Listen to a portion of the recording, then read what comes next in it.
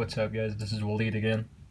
So this problem we got is called the ideal gas bubble. Okay, so basically there is a lake that's, let's call it how deep it is, it's h, and there's this bubble from depth h, start from here somehow, and as it goes up it keep getting larger in volume. Okay, don't reach the top and then it explodes on the top. So what they're asking us is that they told us what's the volume of it. Let's call this volume at the bottom. Okay, so at the volume at the bottom they told us it has a value of something. I'll just keep it in variable. Okay, and they gave us the temperature at the bottom, so they give us temperature at the bottom. Okay, and then they also gave us temperature at the bottom. They gave us how deep it is. They gave us h, and that's basically it. And they gave us the temperature at the top on here, which is temperature. Let's call it top. Okay, so in the first question, by the way guys, you can see the question description below. So the first question is asking what's the volume of the air bubble when it's halfway through the surface. So they want the volume of it here, so let's call volume in middle. So they want the volume of the bubble on here.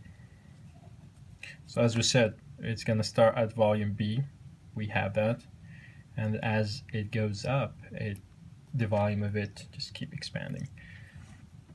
So the relationship is, just think of it, so it's PV equal nRT. Okay, so pressure, volume, moles, constant, gas constant, and then the temperature. So what we have in common between this point here and this point here is that the same stuff inside this bubble stays the same. So that means the N and the R is a constant, so the N will be the same for each bubble here as it increases in size. So what we're gonna do is we're gonna do NR equal PV over T. And this NR is the same as here and here. So we can equal this to PVT. Okay, so let's say pressure at the bottom, volume at the bottom, temperature at the bottom will be equal to the pressure on the midsection of the pool or the lake, and then the volume, and then the temperature. Okay, so here's the equation we're going to play with, and then we're going to get the answers for number 1 and number 2. Number 2 is going to ask about what's the volume at the top before it's explode. So right here. So the only thing we need to do is that we're going to make sure that the pressure is going to equal. So let's get pressure at the bottom. Okay, so pressure at the bottom, since it's water, so it's rho of the water, density of the water, GH, plus this is what I was missing the whole time. It took me a little bit, I forgot about the atmospheric pressure. So we're going to add pressure of ATM, atmospheric pressure. So the rho of the water is 10 to the power 3, and then G is 9.81, and then H you're going to keep it in meters, so they gave us H. For me, H it was, where did it go, 43 meters.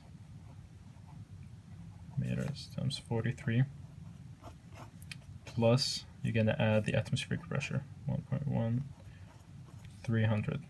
Okay, you're going to get the value of this. And then you're going to find the volume they gave us. It's a given in here, which is, volume for me was 17 centimeter cubic centimeters. Okay, and then the temperature, make sure it's in Kelvin. Okay, the temperature is in Kelvin. Sounds good. So you just add 273.15 plus the temperature in Celsius, the one they give us on the bottom, middle, and top. Oh, so the temperature in the middle, they told us that it's let's say the temperature varies linearly. Okay, so that means that if we add the top and the bottom one, that means we can get the temperature of the middle one. I'm just like sweating. Oh. So if we add the two temperature, the top and the bottom, we're gonna get the temperature of the middle part.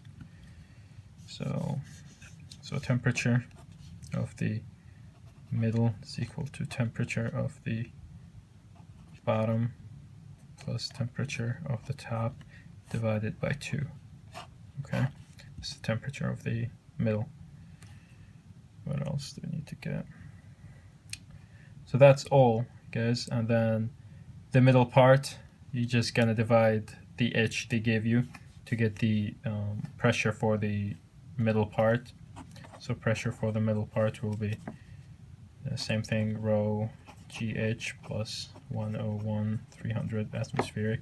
So the rho is 10 to the power 3, 9.81. And then you just divide that 43 divided by 2, 43 divided by 2, because they told us it's in the middle. And then you add 101,300. You get an answer for that. Anything else I should be focusing on? And then for the question number 2, when you're looking at the one on the top, make sure that, well, the distance is going to be 0 for when you do pressure on the top. You're going to do rho GH plus 101,300. So they told us just before it reaches the top, it has gone all the way to the surface. Yeah. So the distance, the H here will be 0. 0. Okay. So you take this out. So the pressure at the top is only 101,300. Cool. Alright, that's basically it. If you guys have any questions, I'm gonna leave my question with the numbers on the bottom, and then I'm gonna put the answers of my question so you can just relate to it and see if you did something wrong or not. So I'll see you guys.